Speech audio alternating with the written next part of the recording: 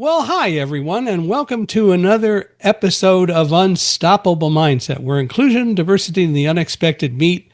And we're not going to probably deal a whole lot today with inclusion or diversity because we get to deal with the unexpected, whatever that is. Our guests today are John and Val Clark, who have their own podcast called The Clark Report. It's a faith-based podcast. And actually, they found me and asked if I would be on their podcast. And I agreed. And then, of course, I sprung on them the fact that now they have to come on Unstoppable Mindset. And here they are. They're in North Carolina. And so we're doing this across country. It's amazing what you can do with the speed of light communications as opposed to having to use covered wagons back in the day, as it were. But anyway, but we're really glad that both of you are here. So John and Val, thank you for being here and for agreeing to come on and for conversing with us today. Michael, thank you for having us on the program. Thank you for having us. It was a quid pro quo. Yeah. Well, and as long as it's fun, as I tell people, the only rule about being on Unstoppable Mindset is you got to have fun or you can't come on the podcast. So, like that. You'll have to force yourself. Sounds good. So anyway, we usually only have one person. A few times we've had more than one person. So today we get to talk with both of you. And I'm going to do what I usually do and ask each of you to start by telling us a little bit about the early ones of you. So like the early John and the early Val growing up. Who wants to go first?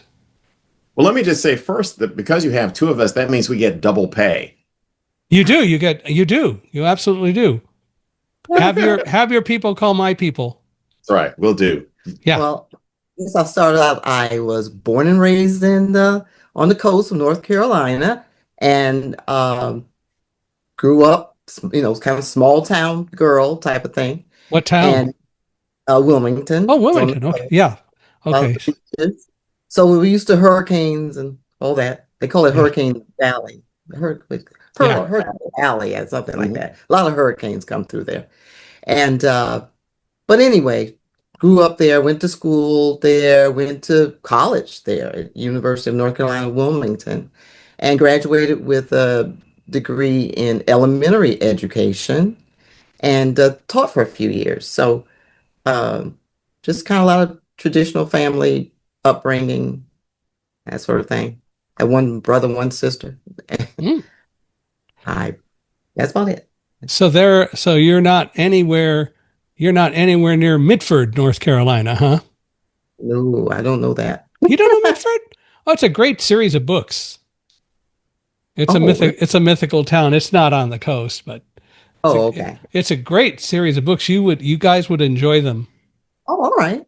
Mitford, is it set in modern times? Yeah. Okay. Jan Karen wrote them. They're really great. You should read them. They're wonderful books. Where is it set as far as is it middle of the state, mountains? I think it's more in the mountains, as I recall. Okay. Yeah. All right. We've got it all. There you go. All right, John, your turn. Well, I was born and raised in a log cabin. No, Philadelphia. You walked 12 miles to return 3 cents once. Yeah, I know. That's right. They called me Honest John, but didn't stick. I was born and raised in Philadelphia and went to Penn State University. And after graduating with a degree in journalism, I took my first job in Fayetteville, North Carolina, working for a radio station's news department, small news department. I was there for just a little over a year and then started working for a TV station in Wilmington, North Carolina, where I met my bride, Val. And from there, a few years to Nashville, Tennessee for a few years. And then the last 30 some years here in the Raleigh-Durham area of North Carolina, working for a TV station. I retired. You worked for the ABC affiliate, as I recall. That's correct. Yes. Wow. Mm-hmm. So did any of the people from Good Morning America ever come through and say hello to you? Oh, yes. And we had a situation at my last station where every day, virtually, we would talk to someone from Good Morning America. So Ginger Z, the meteorologist, to them, they would talk about what's coming up on Good Morning America. Yeah. exchange jokes and things like that. So yeah, but they would come by for promotional shoots and things like that. That was a lot of fun. Yeah, I'll bet. I have not met any of them. Um, I wish I'd been able to, but and it was of course after September 11th and Ginger wasn't there, but Charlie Gibson, Diane Sawyer. We almost met Diane Sawyer because we were in New Jersey looking at homes when we were moving back there, and she was coming by one of the houses that we were looking at to use it possibly for some sort of a news thing that they were doing as a backdrop, but we just missed her, so we didn't get to actually meet her. I think that would have been a lot of fun. Oh yeah, yeah. She's semi-retired now. She still does. She still does things. Periodically. She just has been doing a special on Bruce Willis and the whole thing and his wife and so on. So yeah, that's been pretty good. So yeah, she keeps at it. Barbara Walters is a little bit more retired. You might say that. But she shows up every so often. Well, on video she shows up. Yes. Yes. Yeah, more on video than anything else. Well, so how long ago did you retire? December of last year. Oh my gosh, so you're newly retired. Mm-hmm. Yes, enjoying it thoroughly. So what do you guys do in your retirement? You do a podcast, but what else? Well, I've been for many, many years just doing volunteer work through school and the community at church. So I do a lot of volunteer work personally. And I've increased some of my volunteer activities at my church, and I'm also starting to, I am taking courses toward a master's degree in biblical exposition, online courses, not sitting in classrooms. Right. What church do you guys go to? Providence Baptist Church In here in Raleigh. Okay. Cool. Well, that keeps you busy. Yes. Yeah. Well, so John, for you, in all the time that you worked in the news media and all of that, what was the biggest challenge that you ever had working all those years in news? Well, it was 43 years total in news broadcasting. The biggest challenge actually was my schedule, because for the last 32 years, I was the morning news co-anchor, which required me to get up about 2 a.m. and to get into the office at 3:30, the studio. We were live on the air starting at 4:30 a.m. Mm. And we went to 7 o'clock, and then they extended and we went to 8 o'clock. So that was that. And just you have to be perky and upbeat and good morning. And, you like I've been up for 10 hours and I'm perfectly fine. Actually, I got 3 hours of sleep the night before. So yeah, that was the biggest challenge, the physical nature of that schedule, and trying to get enough sleep in and trying to look like I wasn't a zombie on TV. I think the person that I keep thinking of who must have really had a tough time was Aaron Brown with CNN on September 11th, because he was the main guy that reported all day. But also Peter Jennings on ABC. Of course, he had given up smoking, and after September 11th, he started smoking again and then eventually died of lung cancer, which is so sad. What a great reporter he was. Yes, and I remember that story about Peter Jennings having given up smoking and then starting it right back up again after that horrific event. And it's a shame, as you say. What was it like for you on September 11th? What kinds of things did you have to do in terms of dealing with the news and all that? Or were you exposed much, because really the network did most of it, I would assume? Yeah, when you have huge stories of that nature, the network takes over, and basically for the first few hours, we're just sitting back and watching along with everybody else. And then we are trying to figure out the local angles to the story. Do we have any people in our area who are connected to that event, September 11th, or a hurricane somewhere, a tornado, or God forbid, a mass shooting somewhere? Do we have any local people connected to it? Do we have people in our area who can be experts to talk about that? So that's what we were doing. But the first few hours, it was just watching what Charlie Gibson and Diane Sawyer and the rest of the ABC people were doing on that particular morning, and it stunned us like everybody else. Yeah. And understandably so. I love to tell people that when the planes hit the building, one of the very first things that I did, I had a colleague with me, and I got him to take our guests to the stairs, and I said, don't let them take the elevators, because he had already seen fire above us, and I knew what the emergency evacuation procedures were, and I knew that in the case of an emergency, especially where there's fire, don't take elevators, which was a smart move.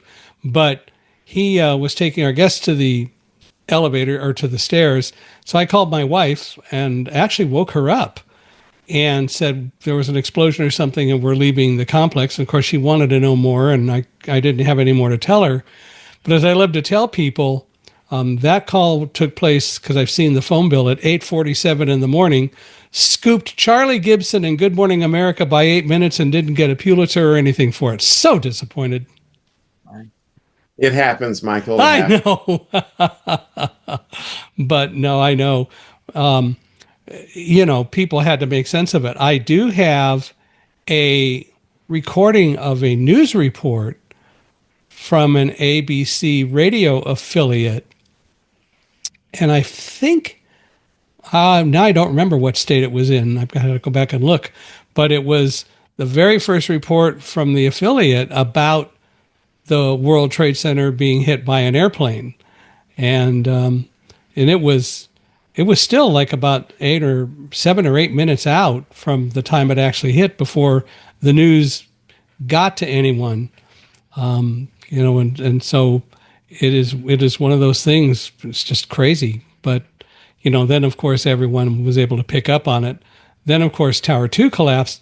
And I've talked to so many people who say, we had heard about it, we turned on the TV, and when Tower 2 was hit, we just thought it was a movie. We didn't realize it was the other tower being hit all over, for the first time.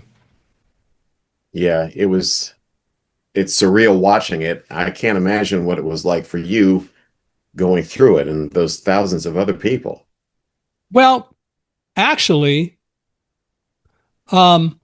in a sense, it wasn't a problem for me, because I, going down the stairs and so on, was very focused on encouraging Roselle, my guide dog, to work and to do a good job, and praising her and so on.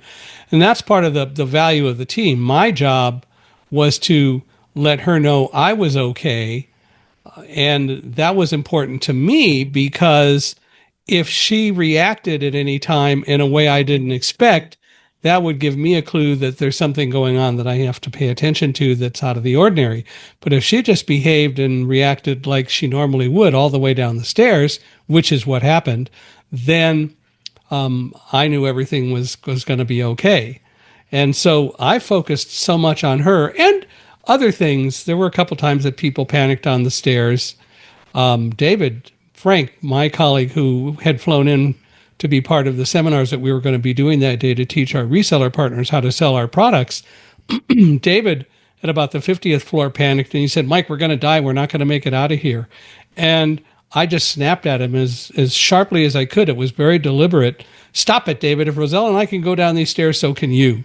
And he told me later that brought him out of his funk. And what he did was he said, I want to walk a floor below you on the stairs and shout up what I see on the stairs. And he said, is that okay? And I said, sure, if that's what you got to do. So he started shouting up and stayed a floor below me. So we got to, I was the 45th floor and he was at the 44th floor. And he says, hey, I'm at the 44th floor. This is where the Port Authority cafeteria is, not stopping. The reason I mention it is because what David did by shouting up to me was he became a voice for anyone who could hear him, a voice that said that somewhere on the stairs somebody was okay. And yes, he always sounded okay. So he had to help keep lots of people from panicking as we went down the stairs, which is one of the stories that just doesn't get told very often. That's amazing. Yeah, he did a really cool thing. So Val, you taught school. What was your biggest challenge as a teacher? My wife was a teacher for 10 years.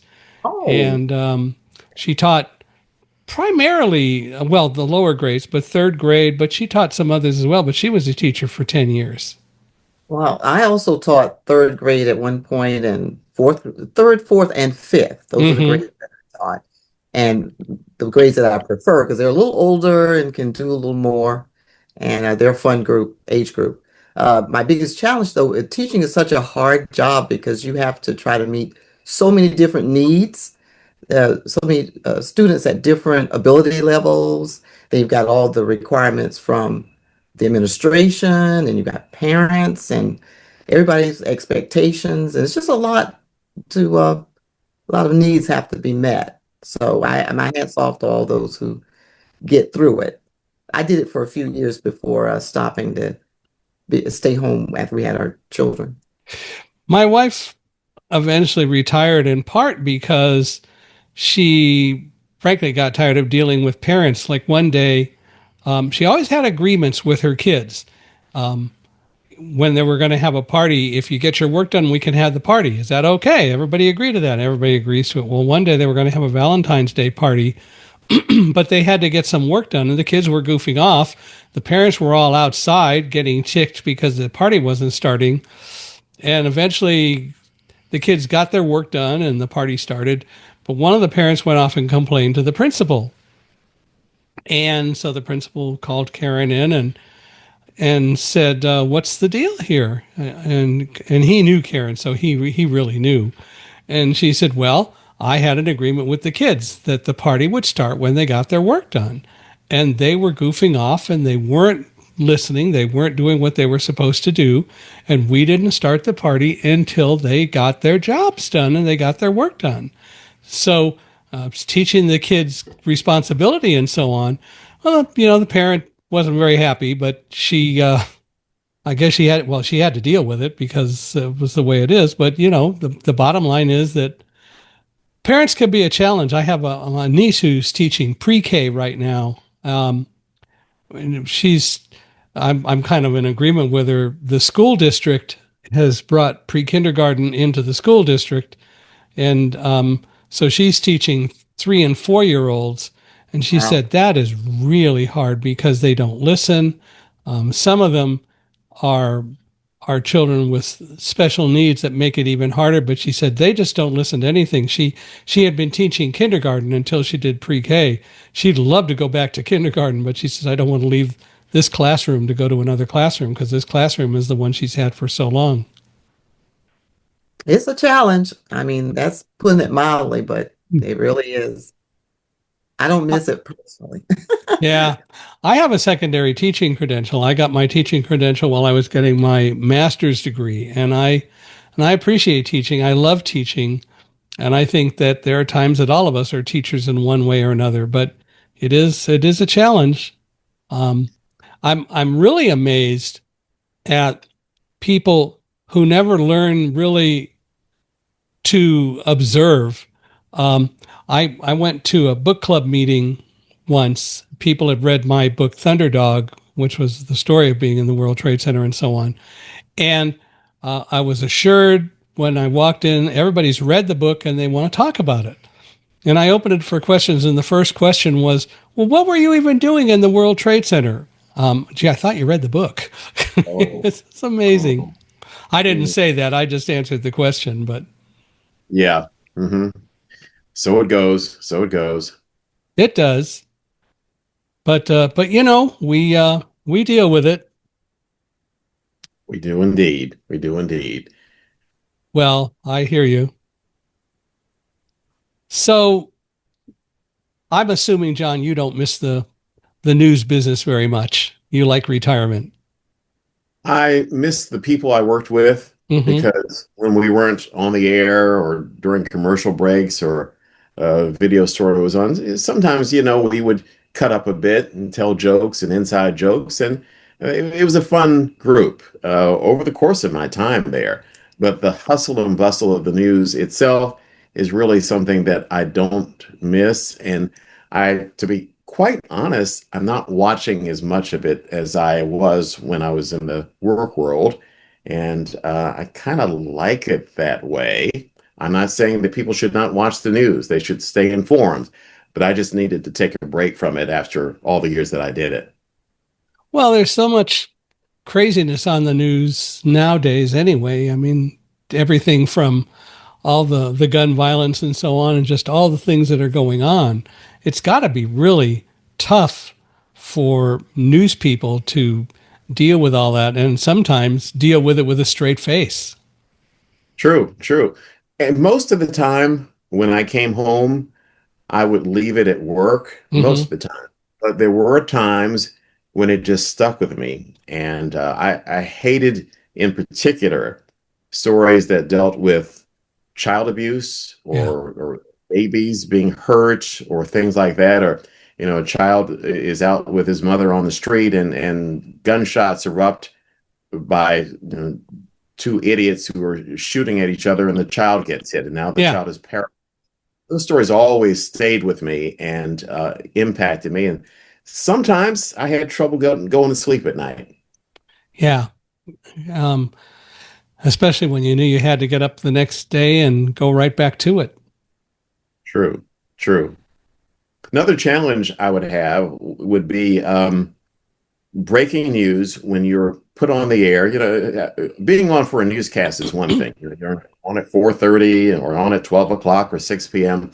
But when there is breaking news and you have to break into programming to cover it, for example, there'd be a report that there's a passenger jet that is coming into the airport, and they have signaled that there's an emergency on board, and so they scramble the fire department and the ambulances to the airport, and they say, "We want you on the air, your supervisors, to talk about what we see because we'll have a camera up, several cameras. We're rushing our reporters to the scene to get this plane as it's making an emergency landing." And so and if you're lucky enough, you have a co-anchor at the time, and you have to ad lib what you're watching and seeing, and you don't have a lot of information. And Right. so you end up repeating things over and over. And then in your earpiece, one of the producers will tell you that the model of the plane or where it came from or how many passengers were on board. And so you're repeating this information. And then inside, you're hoping and praying that this plane lands safely. Mm-hmm. And it's nerve wracking. I Yeah. don't. I can appreciate that. I think the thing that I find the most frustrating with the news out here is when there is an earthquake, and we're really pretty well constructed, so we don't, have deaths and so on. But gee, even with a 3 and a 4 on the Richter scale quake, they come on and they talk for an hour or more, and they mostly are saying the same thing, and nothing else is happening, but they just keep talking about the same old thing. And it seems like sometimes there's a little bit of overkill when they do that. And at the same time, one of the things that happens out here is with like the ABC affiliate, they have the helicopter up in the air following emergency police chases and so on. And they do the police chases. They finally get the person. But if you don't happen to be there watching it when they get the person, you never hear about it the next day, which is always very frustrating, which is kind of strange. Well, those videos, and they're always from California, it seems like, of those Yeah, police chases. They show up on YouTube and on social media, and they're always fascinating to watch. And I can see why they cut into programming to do that because sure. you turn away from it once you're wondering, how is this going to end? Are they going to catch this guy? Yeah. And they very frankly don't repeat themselves very often. So it's not the videos, but what is so amazing, they spend so much time reporting it, and the next day there's nothing on the news about it at all. And that's what's really kind of bizarre in a way. Yeah, yeah, absolutely. But you're right. They're kind of addicting. It's amazing to see these videos just continue to happen. I saw one video, I think it was from California. We were watching at the station on one of the closed circuit things. It wasn't going out on the air where we were, but at the station we could see it. Somebody had stolen a Winnebago or in one of those large mobile home things, Mm-hmm. and was leading police on a chase with that. How are you going to get away in a mobile home in a Winnebago? Of course, they got stopped, but that was the most bizarre. Well, I guess OJ was probably the most bizarre Oh, that was police, really bizarre. but We the were Winnebago one was a strange one too. we were at the I think the San Diego Fair the night that the OJ chase took place. We got in our car. We were driving home, and the people were all on reporting about OJ and all that. And it's not like he was going overly fast or anything like that, but it was really weird. And they eventually caught him, but even they had to. The way they were talking about it was what a weird situation, and it was. Absolutely, sure enough. Go figure. Well, so Val, you also do work helping people with budgets and so on. How did you get involved in being a budget coach? Well, after our son and daughter graduated from high school, I was looking for something else to do. And this opportunity came up to be a volunteer with an organization called Crown Financial Ministries. They help people with their budgets, but from a biblical perspective, biblical teachings. And it's basic budgeting, but it's really helpful for a lot of people. And since I had come through being in debt myself years before, I really felt like I could understand when people were in financial trouble or was having trouble with their budget. So I could lend a sympathetic ear, but just sort of, have patience and work with them to get their act together, so to speak. Yeah. In like 1987, 88, Karen and I had a time when we were in debt and the income wasn't great. And we had been reading Catherine Marshall books. You're familiar with Catherine Marshall? No, I'm not. Her husband, Peter Marshall, was the chaplain of the U.S. Senate for a while, but she wrote a number of books about different faith things. And she wrote a story about a guy named Mueller who was in debt, and he was told you should declare bankruptcy, and he didn't. And he worked very hard to get out of being in debt and did, and then started teaching other people to do it. And we were actually told by someone you should declare bankruptcy because you're perfect for it. And we chose not to, and it worked, And so I very much appreciate the faith-based Right. realities of it. You're going to try to pay your debts if you can. And even if it takes a while, as I would tell people, you didn't get into all this overnight, so it may take a little while to get out of it, but it'll come. You can work at it, and there are things you can do. Make temporary sacrifices, and then have that hope for that day when you will be in a better situation. She even tries to keep me on a budget. That's hard. How's that working for you? She's a stern taskmaster. It's not exactly. Yeah. She doesn't let you sign the checkbook. She doesn't let you sign the checks, huh? Most people don't want to talk about their money issues. It's not a pleasant subject usually. Yeah, it can be a challenge. Yeah. On the other hand, we when we moved down here from the Bay Area, I was speaking full time, and there were times that speaking was not bringing in quite enough income, and we had to do some living off of credit cards. But Karen coordinated all that very well. And I think one of the best things that I like right now is with credit cards all being paid off and so on, I can tell the system when the credit card bill comes in, just pay it off completely. Wow, that's great. Yeah, and so I won't say it keeps the temptation away because I'm not even tempted, but it just makes it so much more convenient. She passed away in 2022, and everything was straightened by then. We were married 40 years, and as I tell people, she's monitoring, so I got to behave myself. Otherwise, I'm going to hear about it. But I've been doing all the banking and so on, of course, now. And I love the fact that I can have automatic payments, And I just say, pay off the balance every month. Yes. And that works out so well. Mhm. And then I get everything electronically, and mostly the material is pretty accessible, so that helps. It didn't always used to be that way, and that's one of the things that working with banks and working with other organizations and getting them to understand the need, the crucial need to be inclusive and make things accessible. But it's working, and we're getting there. We're slowly getting there. There are things that still aren't, but we're getting there. That's Yes. good. That's Good to really hear. good. Michael, I have a question for you. Yes. You are a keynote speaker, and you travel the country making speeches. Did you have training as a speaker? Did you Toastmasters or anything like that? I attended some Toastmasters meetings, but I never was able to consistently be able to do it. I think the best way, though, to answer the question is the training. I did have some training. I'll get to that after September 11th, but mostly I took a Dale Carnegie sales course, and I learned that the best salespeople are people who can tell stories.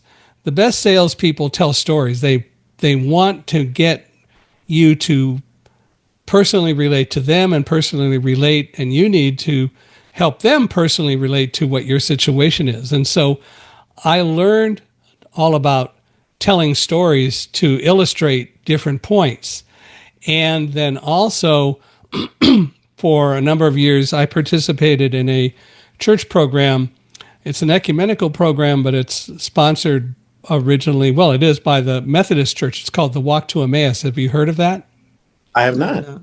It's a program. It's not bringing people to the Christian faith. It's a short course in Christianity to teach people how to be leaders. And the whole premise is that after the crucifixion, some people were walking on the road to Emmaus, and this guy comes up, and they end up talking, and they all go to break bread together. And at that point, he reveals that he's really Jesus. And the whole Walk to Emmaus is a 3-day program or 4-day program, essentially, that takes people through a lot of the Christian precepts to teach how to be a good faith-based leader, which is really pretty cool. I am sure there are Emmaus programs around Raleigh-Durham. Probably so. Walk to Emmaus. Walk That's to one of my Emmaus. favorite stories in the Bible, by the way. That from the Gospel of Luke. Correct. Mm-hmm. Yeah, and that's where it's an outgrowth of a Catholic program called Crucio, but it's a good program. And so I was lay director one year, and that helped with speaking. But after September 11th, when people started calling because the media got our story and said, we'd like you to come and talk to us and tell us lessons we should learn and so on, I did start to get a little bit of work from a speaker coach who did help. One of the things that some people wanted me to do was to write my speeches and read them. And I found out very quickly that didn't work. It didn't work for me for a variety of reasons. In school, I had learned a lot about extemporaneous speaking, and I knew that there are way too many people, and I've heard some of them, who just read speeches, who just parrot what's on a piece of paper, or it's all on a slide, but they still read the slides.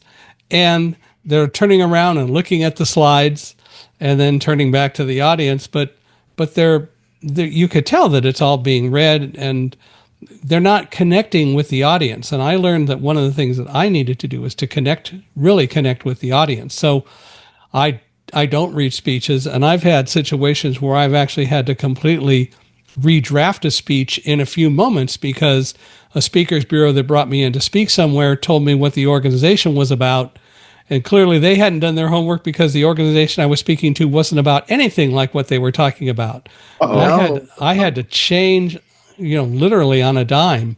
But I learned to do that. And I learned that my best approach to speaking is do my best to find out as much as I can personally ahead of time, But I now know when I'm telling my story, for example, I know what people will react to. And so if I make a statement that I expect people to be able to have an intake of breath to, or that causes them to focus and get quieter, if they're doing that, then I know I'm connecting. And if they're not, then I have to figure out what it is while I'm speaking to be able to connect with them. But I've learned all that, and I've now been speaking for almost 23 and 3/4 years. So it's a process. Well, I've seen some of your videos of you speaking publicly, and you hold folks in rapt attention. So, folks, audience, if you're looking for somebody who will be a good keynoter, Michael is the guy that you should call, because he's excellent. And not only is he compelling, but and Michael, you can pay me about this later. But not only is he compelling, We'll triple your salary. Yes, that would be good. But he has good information and inspirational anecdotes and information that you need to process if you have any concerns about your own life. And you make people feel so good after you've been through such a horrible situation, Michael, that people feel better for having heard you speak. Well, thank you. I hope so, because I think my job is to help inspire people. And now, with a whole generation of people who have no personal experience of the World Trade Center at all, my job is to emotionally take them into the building with me and describe things in a positive way, but describe things so that they are in the building with me, walking down the stairs with me, and then coming out the other end. And I do that because, in part, we have a whole generation that isn't familiar with the World Trade Center except just some sort of historic event. But even people who were alive and who remember it, again, think about the fact that for most people, the World Trade Center was only as big as the photographs they see in newspapers or the size of their TV screen.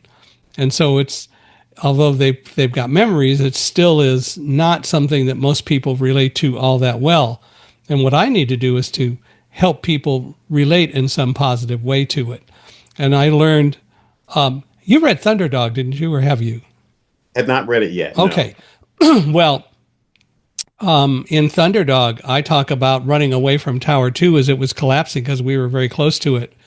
And one of the things that occurred was that as the building was coming down and David ran, he was gone, and I caught up with him, but he was gone, and I turned and was running back the way we came, which turned out to be the right way to go. The first thing I said was, God, I can't believe that you had us come out of a building just to have it fall on us. And when I said that to myself, I immediately heard in my head a voice as clearly as the audience hears me and as you hear me that said, don't worry about what you can't control. Focus on running with Rosella, and the rest will take care of itself. And I had this absolute certainty that we would be okay if we worked together, which is what we had been doing. And that mantra, if you will, has stuck with me very well. We worry about so many things that we don't have any control over. And all that does is builds fear. And so that's one of the reasons we wrote last year, Live Like a Guide Dog, which is my third book. It's all about learning to control fear and learning to recognize, deal with the things that you really have control over, and don't worry about the rest of it. It doesn't mean don't be aware, but don't worry about it, because there's nothing you can do to control it anyway. Absolutely. That's true. Right. That's true. And that's sound biblical advice, because that's what what God tells us. Well, sure. Absolutely.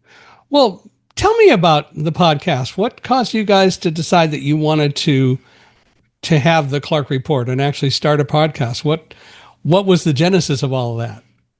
Well, many years ago, we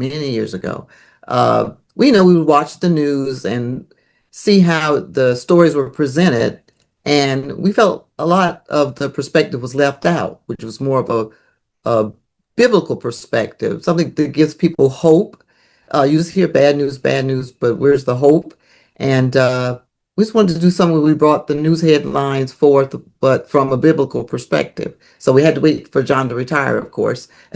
And so we've been waiting a long time to be able to do this. So we're glad, we're blessed to be able to do it now.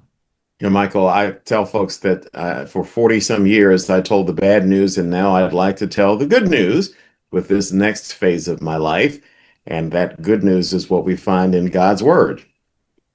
Well, and it's high time we start hearing good news, and again, even the news that people would normally view as being bad, again, it's what you can and can't control. And so if you can present that in a way to help people move forward, that's always a good thing.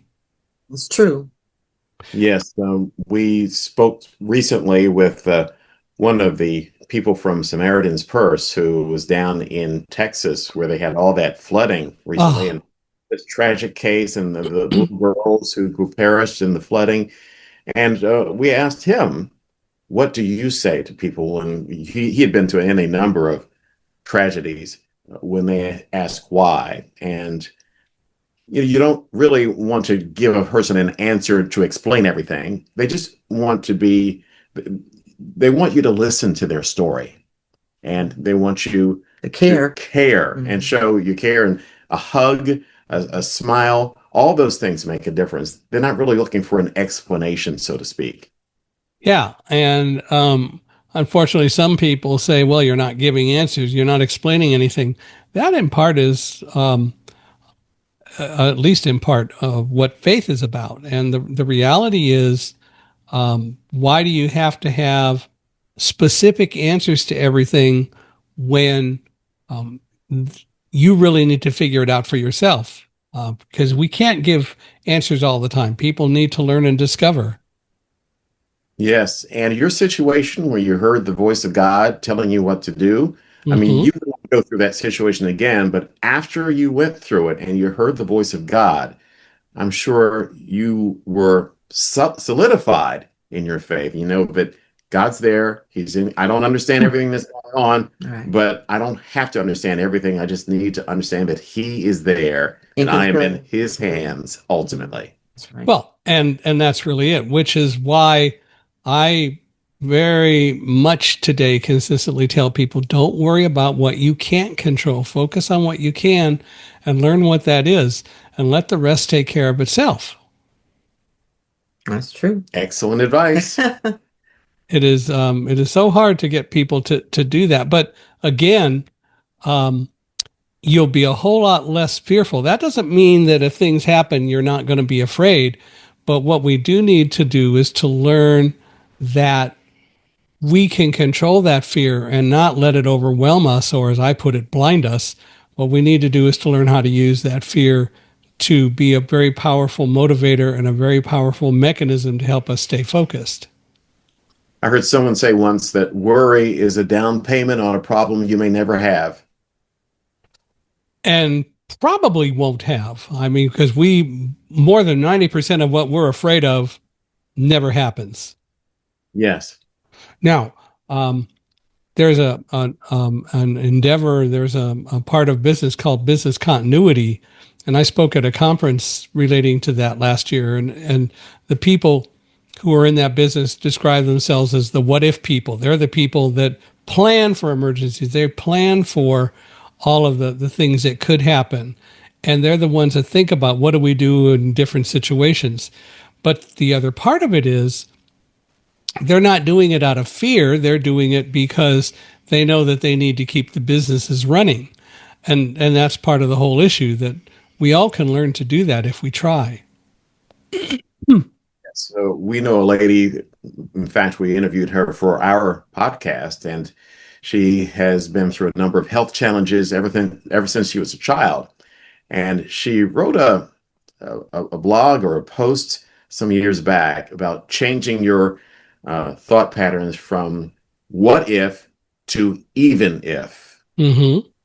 And even if I go through this, God is still with me. He hasn't abandoned me, and He still is on the throne. Yeah. And again, it's all a matter of putting it in perspective. That's right.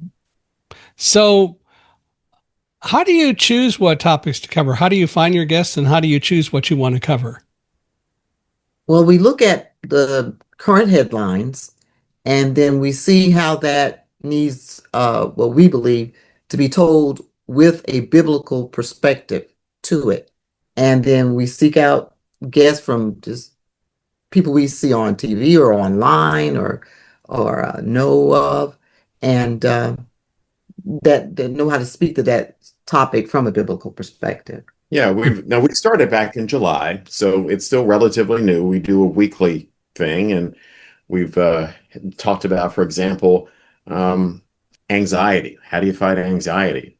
What about anger issues? What's the best way to control our anger? You know, the Bible says, "Be angry and sin not."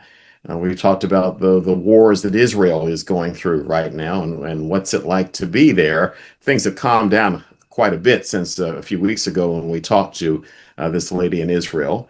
We did a podcast that just dropped today on marriage, and we talked to one of the nation's leading researchers on marriage, and he has some very interesting findings about the consequences, for example, of waiting longer to get married. And saying, you know, I want to build up my career first and then I'll do this. But that has consequences. And he's found that people who are married, are more financially stable. They tell researchers that they're happier, they have better romantic and sex lives, and all the things that the media, and I'm talking about pop culture, speaks against. You know, married people are boring and they don't really have a lot of fun and all that. Well, when you do the actual research and the surveys, you find that they're actually having more fun and more enjoyment out of life than those who are single. And we interviewed a couple that were married, they have been married for 65 years. Yes. Wow. And that's a long time. You guys have been married for a little while. Yeah, 39 years. Mm-hmm. That's So I robbed the cradle. right, there you go. Is that it? Uh-huh. I love to tell people that so did my wife because she was a year older than I was. But I also say that I taught her everything she knows. So, you know. Yeah. Okay. She was in a wheelchair her whole life. And so I love to tell people she had the cutest wheels in town. Oh. But I hear what you're saying. Did this person give any idea of kind of maybe what the ideal age was for people to get married based on his research? Well, the research was mid-20s, wasn't I it? think he said mid-20s. Mm-hmm. Yeah, and now it's the average age is, I think, 30. When that happens, of course, people are different, and people have different personalities and what have you. But just when you have your own identity and you've established yourself, it's harder sometimes to mesh those two together. And of course, if you want to have children, the longer you wait to get married, the fewer children you're likely to have. Yeah. And he said to have that attitude of, we versus me. Think of it as a we versus together. The more you can think of yourself, you're one unit, just like the Bible says. To two become one flesh, and you have to think like that, not it's all about me. Which is so different than What the world teaches you about. It's all about me. I'm number one. We got married at ages 32 and 33, but as we tell people, we were, and both of us were looking for the right person. It wasn't that we were against getting married younger or a career, but we both were waiting for the right person to come along and knew that would happen. And then when it did, we met in January of 1982, and by June, we were talking a fair amount. And I actually took a trip to Hawaii to do some selling over there, and I took my parents with me. And at that time, Karen was a travel agent, so she did our ticketing, and I started calling her twice a day from Hawaii, and that's where it really started. So I proposed in July, as it were, and we got married in November of 1982. But we knew that the marriage was going to last because the wedding was supposed to start at 4:00, and it didn't start until 4:15 because over half the church wasn't there. And over half the church wasn't there. And at 4:12, the doors opened and this huge crowd came in. And so we were able to start. And we asked later someone, well, where was everybody? Well, they were outside in their cars waiting for the end of the USC Notre Dame game. Oh, And I want to point out that Karen, being a USC grad, well, she graduated, she did her master's work at USC. We won, so God was on our side. and that's the key to a good marriage, That's right? right. That's right. God being on your side always helps. That's a pretty No, it was great. It's a fun story, but it is interesting. I'm not surprised that he says the mid-20s. I watched something on 60 Minutes a couple of weeks ago about frozen embryo and frozen eggs, and talking about the longer you wait, the harder it gets. Yeah, yeah. And you have a situation where he was talking about marriage rates and birth rates have plunged in Western nations. You Mm-hmm. have places like Japan and South Korea where it's well below replacement stage, and you have elderly people who have never been married, and they are many of them dying of loneliness. Yeah. Well, and I was married for 40 years, and I know that what I'm not going to do is move on from Karen. I move forward, and I make a distinction between those two, because if I move on, then I'm going to be looking for other things and all that. But I'm going to move forward, because I'm going to keep her in my memory and so on. And she's got a 40-year part in my life. So of course I'm going to think about her, and what a wonderful set of 40 years of memories there is. And you were married was it a few weeks after you met? No, it was a few months, but it wasn't that long. Okay, okay. So That's like us, but we were married after about 7.5 months. yeah, that's about right. 7 months after we met. Mm-hmm. That's about what it was. We met in January and got married in November. So 11 months, but same thing. But we knew what we wanted, and the right person came along, and clearly that was a good thing. And people say, well, how can you marry a person in a wheelchair? And my response was, it worked out really well. She read, I pushed, worked out well. Well, she sounds like a special lady. Yeah. Oh, she was. And is. So, how do you all do when you're working on the podcast? You guys are married and all that, and I'm sure you're a good team, but what's it like working as husband and wife on the podcast? Well, it's a different type of relationship, but still blending all those years of marriage together. We have challenges.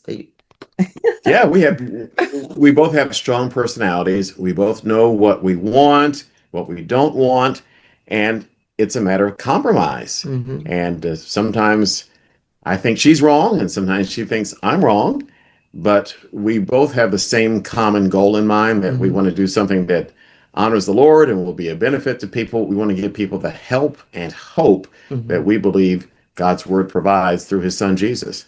And we've been wanting to do this for so long. So, you make the compromises and make it work. Mm-hmm. And how do you do that? You do a lot of praying. It can't be just me against you. Again, just as we were saying, it's got to be we, not a me. And so I'm assuming that also means there's a lot of talking. Yes. Yes. A lot of talking. And that's the key.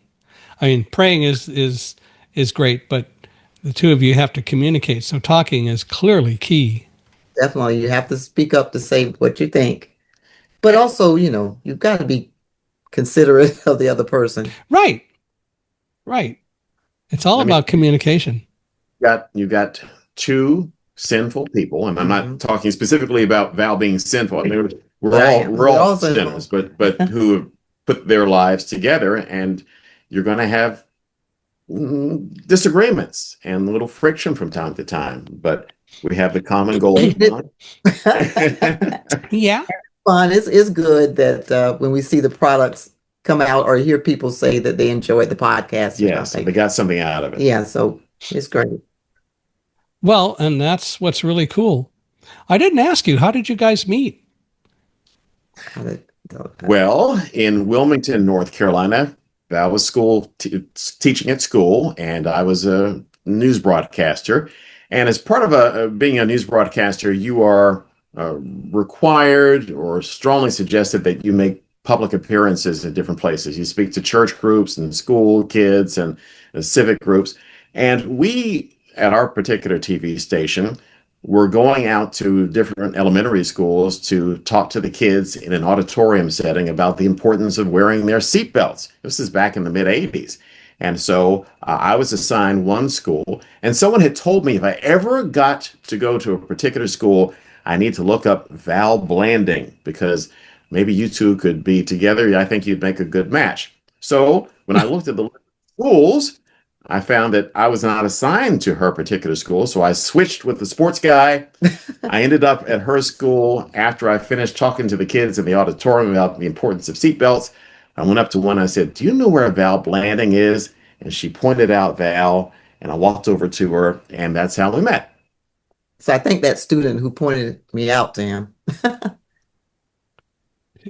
Oh, yeah. And so was it love at first sight? I say it was courage. Right. I obviously liked him. I invited him back to do another story, something with my class specifically, and he did come back. I came back, yeah. I could tell the very first meeting was very brief, maybe 15, 20 seconds, because she was working, trying to, herd her kids and get them back to the classroom. And I was passing through. And I wasn't supposed to be socializing anyways because I was working. Yeah. And so, but during that 15, 20 seconds, she gave me a smile and she gave me an indication that she wouldn't mind seeing me again. I invited him back to do another story. That's how it started. Yeah. Well, there you go. And it worked. Yes. Well, that's really cool. In 39 years, so you guys are doing well. So next year, it will be, wow. Big 4-0. It'll be the big 4-0. So back to 1986 to 2026. That's pretty cool. That's right. Mm-hmm. Mm-hmm. Well, if you had the opportunity to interview and talk with anyone on the podcast, who would you like to get? What are some of the guests you'd really love to get? Well, we already have Michael Hingson on, so who else do we need? Oh, listen to him. Actually, it hasn't aired yet, but we'll put that on September 3rd and September 10th, our interview with Michael. Yeah. For me, I was thinking actor Denzel Washington, because not only is he, an Academy Award-winning actor, he's been in some of my favorite movies, but he's also someone who has spoken openly about his faith. Mm-hmm. And you dealing with that and use that and manage that in Hollywood. I'd love to hear the inside situation about that. Yeah, he's been married. They've been there for a long time. And I could go with that. I'd say the same thing. That would be a great guest. Denzel Washington would be. So Denzel, if you're watching right now, we'd love to have you on the podcast. And I think Michael probably would too. That'd be fun. Yeah. I'd love to. I mean, there are a number of people who I think would be fun to have on the podcast. And so I believe everybody has stories to tell, and so it's my job to try to help bring the stories out and help people show the rest of us that we all can be more unstoppable than we think we are, because we tend to usually underrate ourselves. We sell ourselves way too short anyway, much less dealing with faith. And how did you, well, I know how you got started. I mean, after September 11th, with this particular niche and trying to motivate people that they are unstoppable and they do sell themselves short too often. And I know you must get an excellent response when you speak to groups and situations like that. 4 years ago, I began work with a company called Accessiby, and they asked if I would do a podcast because I was looking at doing a podcast to try to help generate funds, and instead they hired me. But they said they wanted a podcast, and I said, "What do you want?" And they said, "Well, we really don't care. What we want is something to show the world that we're a part of it." And so I started Unstoppable Mindset, and it's been going ever since. And at the end of August, the 29th of August, tomorrow, we'll publish episode 366 since we began in August of 2021. Wow. Yeah, we went to 2 episodes a week when we got visible in LinkedIn, and a lot of people have asked to come on. So it's been a lot of fun. Well, you're an excellent host. I mean, it's very comfortable talking with you. Yeah, that's true. Well, if people want to reach out to you, come on the podcast or learn about budgets or whatever, how do they do that? Clark at the Clark Report. Well, if you go to the Clark. email is Clark, no E on Clark. My parents couldn't afford the E. Clark at theclarkreport.com is our email. And we have a website called theclarkreport.com. So Clark at theclarkreport.com to communicate with us. Yes, that would be good. Or just hit us up on social media. We're on X, Facebook, not so much Instagram. So LinkedIn. Yeah. Well, great. Have you guys, between you at all, written any books or anything yet? Oh, I have not. No. Have not written any books. Well, that's something to think about down the line. Probably you can make a book out of some of the podcast episodes once you have enough to do it. That's true. That's good. We'll have to think about that. Good idea. We are. Well, I want to thank you for being with us today. This has absolutely been enjoyable. And I'm glad that we had a chance to chat. And as I've always said, this is a conversation. So we all contributed, but I think this is a wonderful episode. And I really appreciate your time being here. And we're anxious to hear more of what goes on the Clark Report, by all means. And I want to thank the rest of you for listening and watching us today. Thank you for being here and being a great audience. Love to hear from you. Feel free to email me at michaelhi, michaelhi at accessibe, accessibe.com, michaelhi at accessibe.com, or go to our podcast page, www.michaelhingson.com .com/podcast, and Hingson is Hingson. Wherever you're observing our podcast, please give us a 5-star rating. We love your reviews. We appreciate you talking about us and hopefully saying nice things. We really want to hear your thoughts. And if any of you, including you, John and Val, know of anyone who ought to be a guest or you think ought to come on Unstoppable Mindset, we're always looking for more folks. Would really appreciate your ideas and your thoughts.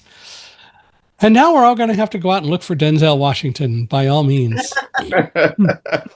But I do want to thank you all again for being here. This has been absolutely a joy, and I appreciate your time.